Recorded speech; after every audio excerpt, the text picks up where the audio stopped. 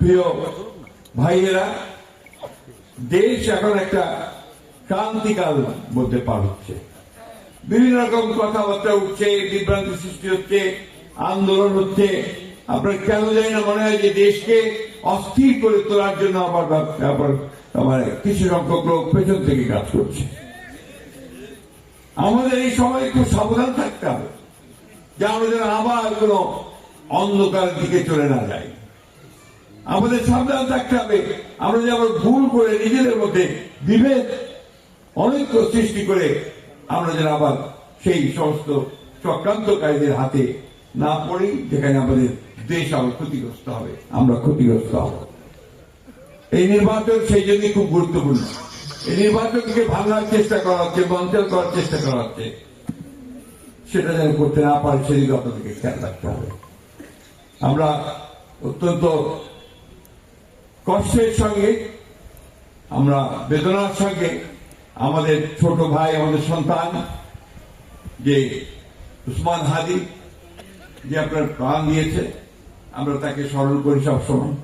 আমরা আমাদের রংপুরের সাহিবকে স্মরণ করি, আমরা স্মরণ করি আপনার উসমান ওয়াসিমকে চট্টগ্রামে, যারা এই জুলাইয়ে আন্দোলনে তারা প্রাণ দিয়েছে। আমরা সবসময় আমাদের সমস্ত 1971 সালে যারা স্বাধীনতা যুদ্ধ করেছিল তাদেরকে আমরা স্মরণ করি, মনে করি। প্রিয় ভাইয়েরা, ঠাকুরগাঁয়ে আমি আপনাদের পরিচিত লোক। আমি সবসময় আসতে পারি না, এটা সত্য কথা। কারণ আমি যে কাজ এখন করি, এই বিএনপির মহাসচিবের দায়িত্ব পাওয়ার থেকে আমাকে গোটা দেশের এই আন্দোলনে সংগঠনকে শক্তিশালী করার জন্য আমাকে কাজ করতে হয়। আপনারা দেখেছেন যে আজকে আমাদের নেতা তারেক রহমান সাহেব বিদেশ থেকে দেশে আসার পরে, নির্বাচিত অবস্থা থেকে দেশে আসার পরে কিভাবে স্বতঃস্ফূর্ত হবে জনগণ ঢাকার রাজপথে ছড়িয়ে পড়েছে, তাই না? এবং সেখানে তিনি যে বক্তব্য রেখেছেন, আমি বিশ্বাস করি আমাদের আলেম উলেমা সবাই সেটাকে পছন্দ করছেন। কিন্তু বারবার ইসলামের কথা বলেছেন, আল্লাহর কথা বলেছেন, মনে আছে আপনাদের নিশ্চয়ই। আমরা কমিটেড, আমরা অঙ্গীকারবদ্ধ যে এই দেশে আমরা কোরআন ও সুন্নাহর বাইরে কোন আইন আমরা করতে দেব না। এটা আমাদের কমিটমেন্ট। এই কমিটমেন্ট আমরা সবসময় করে এসেছি।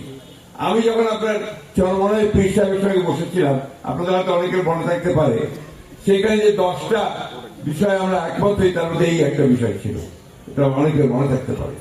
সুতরাং এই কথা যারা ছড়ায়, অনেকেই আপনার একটু বিভ্রান্ত সৃষ্টি করার জন্য বলে আমরা নাকি কোরআন ও সুন্নাহর আইন চাই না। নাউজুবিল্লাহ, আমরা সবসময় কোরআন ও সুন্নাহর মধ্যেই আমরা থাকতে চাই। আমাদের বংশ সেটা, আমাদের রক্তের মধ্যে সেটা। আমরা গর্বিত যে আমি একজন মুসলমান, অত্যন্ত গর্বিত। এই কারণে যে আমরা সত্যের পথে, ন্যায়ের পথে ইসলাম সবসময় আমাদেরকে নিয়ে যায়। ইসলাম শান্তির ধর্ম, আমরা শান্তি চাই। আমরা চাই যে নির্বাচনের মধ্য দিয়ে শান্তি প্রতিষ্ঠিত হোক। আমরা চাই যে এই নির্বাচনের মধ্য দিয়ে একটা নতুন বাংলাদেশ গড়ে উঠুক, যেখানে আমি আমার ইবাদত শান্তিতে করতে পারবো, আমার ধর্ম চর্চা শান্তিতে করতে পারবো, এবং আমি আমার ভবিষ্যৎ বংশধরদের জন্য একটা সুন্দর ভবিষ্যৎ রচনা করতে পারবো।